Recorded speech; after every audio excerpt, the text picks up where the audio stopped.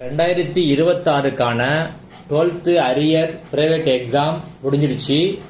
அதே மாதிரி 11th அரியருக்கான எக்ஸாமும் முடிஞ்சிடுச்சு. அதாவது 2026க்கான பப்ளிக் எக்ஸாம் சப்ளிமெண்டரி எக்ஸாம்லாம் இப்போ முடிஞ்சிடுச்சு. இப்போ 12க்கான arrear private exam next exam எப்போ இருக்கும் அப்படின்னா 2027 மார்ச் ஏப்ரலில் நடக்க போகிற பப்ளிக் எக்ஸாம் தான் நெக்ஸ்ட்டு 12க்கான அரியர் பிரைவேட் எக்ஸாம். அதே மாதிரி 11th அரியர் எக்ஸாம் நெக்ஸ்ட் எப்போ இருக்கும் அப்படின்னா 2027 மார்ச் ஏப்ரலில் 11th அரியர் பப்ளிக் எக்ஸாம் நடக்கும். 2026 செப்டம்பர் அக்டோபரில் இந்த அரியர் எக்ஸாம் நடக்குமா இல்லை பிரைவேட் எக்ஸாம் நடக்குமா அப்படின்னா கண்டிப்பாக நடக்காது. ஒரு கல்வி ஆண்டுக்கு 2 எக்ஸாம் தான் வைப்பாங்க. 2025-26 இதுக்கான கல்வி ஆண்டுக்கான எக்ஸாம் ரெண்டுமே முடிஞ்சிடுச்சு. அதாவது பப்ளிக் எக்ஸாம் முடிஞ்சிச்சு, சப்ளிமெண்டரி எக்ஸாமும் முடிஞ்சிடுச்சு. அதனால செப்டம்பர் அக்டோபர்ல கண்டிப்பா எக்ஸாம் நடக்காது. 2027 நடக்க போற 12th அரியர் பிரைவேட் எக்ஸாம் யாரெல்லாம் எழுதலாம்? இந்த வருஷம் ஸ்கூல்ல படிச்ச 12th ஸ்டூடெண்ட் நீங்க இப்ப ஃபெயிலா இருந்தீங்க அப்படின்னா நீங்க எழுதலாம். அதே மாதிரி ஸ்கூல்ல படிச்சு நீங்க எக்ஸாம் எழுதாம ஆப்சென்ட் ஆயிருந்தீங்க, அதாவது ஹால் டிக்கெட் நீங்க வாங்கியிருக்கலாம் ஆனா நீங்க எக்ஸாம் அட்டன் பண்ணல அப்படின்னா நீங்க எழுதலாம். அதே மாதிரி இந்த வருஷம் 12th நீங்க ஸ்கூல்ல டிஸ்கன்டினியூ பண்ணிருந்தீங்க அப்படின்னா நீங்க பிராக்டிக்கல் இல்லாத குரூப் எடுத்து படிச்சிருந்தீங்க அப்படின்னா நீங்க நெக்ஸ்ட் இயர் 2027 எக்ஸாம் கண்டிப்பா அட்டன் பண்ணலாம். அதே மாதிரி இந்த வருஷம் ஸ்கூல்ல 12th டிஸ்கன்டினியூ பண்ணி ஆனா பிராக்டிகல் குரூப் எடுத்திருந்தீங்க அப்படின்னா நீங்க டிஓ ஆபீஸை கான்டாக்ட் பண்ணி பாருங்க. திரும்ப நீங்க 2027 எழுதலாமா அப்படின்னு ஒரு தடவை கன்ஃபார்ம் பண்ணிக்கோங்க. ஏன்னா குரூப் உங்களுக்கு மாறுறதுனால அவங்க வேற ஏதாவது புது ரூல்ஸ் சொல்லுவாங்க. அதனால நீங்க டிஓ ஆபீஸை கண்டிப்பா கான்டாக்ட் பண்ணுங்க. ரொம்ப நாளைக்கு முன்னாடி ஸ்கூல்ல படிச்சு நீங்க ஃபெயில் ஆயிருந்தீங்க அப்படின்னா நீங்க எக்ஸாம் எழுதலாம். அதாவது நீங்க நியூ பேட்டர்ன்ல படிச்சிருக்கலாம், அதாவது 600 மார்க் பேட்டர்ன்ல படிச்சிருந்தாலும் சரி, இல்ல ஓல்டு பேட்டர்ன் 1200 மார்க் பேட்டர்ன்ல நீங்க படிச்சிருந்தாலும் சரி, நீங்க கண்டிப்பா நெக்ஸ்ட் இயர் எக்ஸாம் நீங்க எழுதலாம். ஓல்டு பேட்டர்ன்ல படிச்சவங்களுக்கு என்ன சிலபஸ், கொஸ்டின் பேப்பர் எப்படி இருக்கும், பாஸ் மார்க் எப்படி போடுவாங்க அப்படிங்கறத இந்த வீடியோல லாஸ்டா சொல்றேன், மிஸ் பண்ணாம பாருங்க. அதே மாதிரி 12th ஆல்ரெடி எழுதின டைரக்ட் பிரைவேட் கேண்டிடேட் உங்களுக்கு அரியர் இருந்துச்சு அப்படின்னா நீங்களும் 2027 எக்ஸாமை எழுதலாம். 12th எக்ஸாம, அதாவது 2027 12th எக்ஸாம டைரக்டா யாரு எழுதலாம் அப்படின்னு பார்க்கலாம். 2025 மார்ச் ஏப்ரல்ல நடந்த 10th பப்ளிக் எக்ஸாம பாஸ் பண்ணவங்க, அதே மாதிரி 2025 ஜூன் ஜூலையில் நடந்த 10th சப்ளிமெண்டரி எக்ஸாம் பாஸ் பண்ணவங்க, இல்ல அதுக்கு முன்னாடி நடந்த எக்ஸாம் அதாவது 10th பாஸ் பண்ணியிருந்தவங்க டைரக்டா நீங்க +2 எழுதலாம். இப்ப 10th முடிச்சுட்டு டைரக்டா நீங்க 12th எழுத போறீங்க அப்படின்னா என்ன குரூப் எடுக்கணும் அப்படிங்கறத இந்த வீடியோல சொல்லியிருக்கேன், மிஸ் பண்ணாம பாருங்க. அதே மாதிரி 10th முடிச்சுட்டு நீங்க ஐடிஐ பாஸ் பண்ணிருந்தீங்க அப்படின்னா 12th நீங்க டைரக்டா கண்டிப்பா எழுதலாம். நீங்க என்ன சப்ஜெக்ட் எடுத்து படிக்கணும் அப்படிங்கறத இந்த வீடியோல சொல்லியிருக்கேன், மிஸ் பண்ணாம பாருங்க. அதே மாதிரி ஐடிஐ முடிச்சுட்டு ஏற்கனவே நீங்க +2 அட்டன் பண்ணிருந்து அதுக்குள்ள அரியர் இருந்துச்சு அப்படின்னா நீங்களும் 2027 மார்ச் ஏப்ரல் நடக்கிற பப்ளிக் எக்ஸாம கண்டிப்பா எழுதலாம். 11th அரியர் எக்ஸாம் யாரெல்லாம் எழுதணும், யாரெல்லாம் எழுத தேவையில்லை? 2018 இருந்து 2025 வரைக்கும் நீங்க 11th பப்ளிக் எக்ஸாம் இல்லைன்னா சப்ளிமெண்டரி எக்ஸாம் அட்டன் பண்ணி உங்கள்கிட்ட அரியர் இருக்குது இப்ப அப்படின்னா நீங்க கண்டிப்பா 2027 அரியர், அதாவது 11th அரியர் எக்ஸாம் கண்டிப்பா எழுதலாம். 10th பாஸ் பண்ணிட்டு இது வரைக்கும் 11th எக்ஸாம் நீங்க எழுதவே இல்லை அப்படின்னா நீங்க டைரக்டா +2 எழுதலாம். 11th அரியர் உள்ளவங்க 2027 11th 12th ரெண்டுக்குமே அப்ளை பண்ணி ரெண்டையுமே நீங்க எழுதலாம்.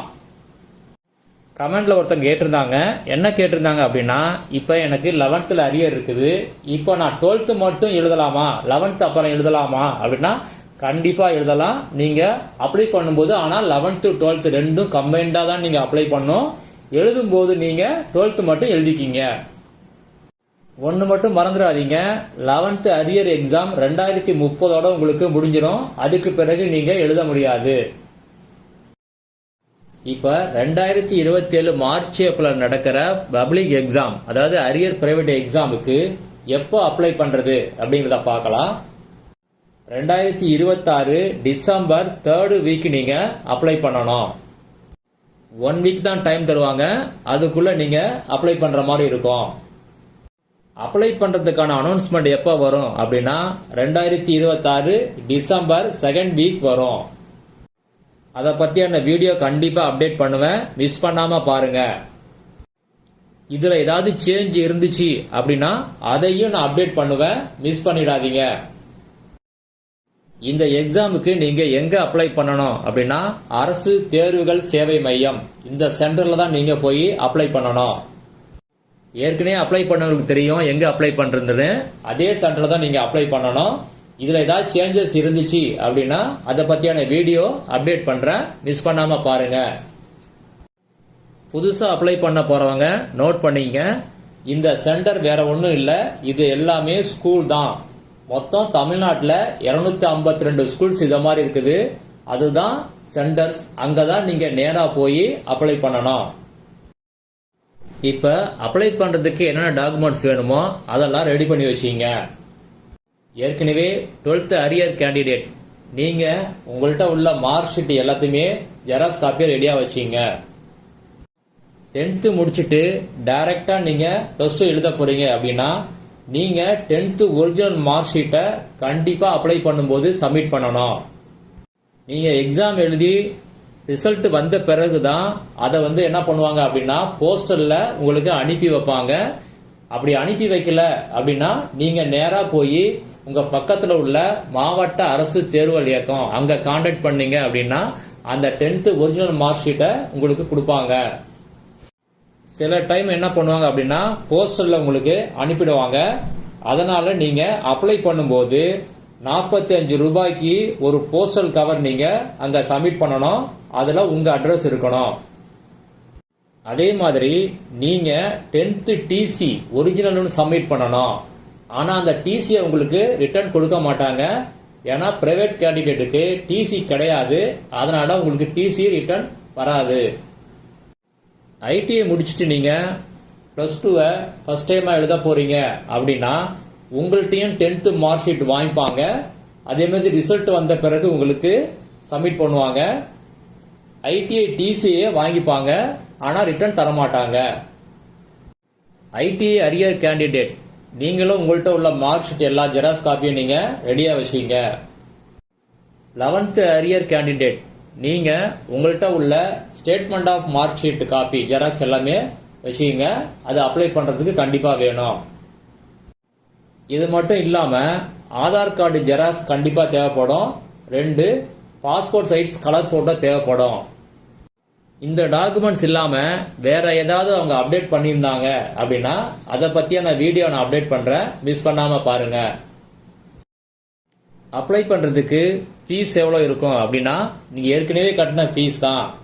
அதாவது 12th அரியர் கேண்டிடேட்டுக்கு ஒரு சப்ஜெக்ட்டுக்கு 50 ரூபா ப்ளஸ் 105 ரூபா கட்டணும் நீங்கள். அதே மாதிரி 11th அரியர் கேண்டிடேட் அவங்களுக்கும் ஒரு சப்ஜெக்ட்டுக்கு 50 ரூபா, அதர் ஃபீஸ் 105 ரூபா கட்டணும். 10th to 12th டைரெக்டாக எழுதுறீங்க ஃபர்ஸ்ட் டைமா, அதேமாரி ஐடிஐ ஃபர்ஸ்ட் டைமாக எழுதுறீங்க அப்படின்னா நீங்கள் 255 ரூபா ஃபீஸ் கட்டினாலே போதும். ஃபீஸை நீங்கள் கேஷாக தான் பே பண்ணணும். மாற்றுத்திறனாளி கேண்டிடேட்ஸ், அதாவது பார்வையற்றோர், வாய் பேசாதவர் மற்றும் காது கேளாதோர், இவங்களுக்கு ஃபீஸ் கிடையாது. இதுக்கு நீங்கள் என்ன பண்ணணும் அப்படின்னா அப்ளை பண்ணும்போது டாக்டர் சர்டிஃபிகேட்டை நீங்கள் அங்கே சப்மிட் பண்ணணும். அது மட்டும் இல்லாமல் நீங்கள் அந்த சர்டிஃபிகேட் கொடுத்தீங்கன்னா உங்களுக்கு எக்ஸ்ட்ரா டைம் தேவைப்பட்டுச்சு, இல்லைன்னா எழுதுறதுக்கு ஸ்கிரைபர் தேவைப்பட்டுச்சு அப்படின்னா அதையும் நீங்கள் அப்ளை பண்ணும்போது அவங்களுக்கு இன்ஃபர்மேஷன் கொடுங்க. அப்போ தான் அவங்க அதை ப்ரொவைட் பண்ணுவாங்க. இப்போ உங்கள் சப்ஜெக்ட்டுக்கான சிலபஸ் என்ன அப்படின்னா ரெகுலரில் என்ன படிக்கிறாங்களோ அதே சிலபஸ் தான் அரியர் பிரைவேட் கேண்டிடேட், அவங்களுக்கும் அதே தான். எக்ஸாம் டைம் டேபிளும் ஒரே டைம் டேபிள் தான், கொஸ்டின் பேப்பரும் ஒரே கொஸ்டின் பேப்பர் தான். ரெகுலருக்கும் ஒன்று தான், அரியர் பிரைவேட் கேண்டிடேட் எல்லாருக்குமே ஒன்று தான்.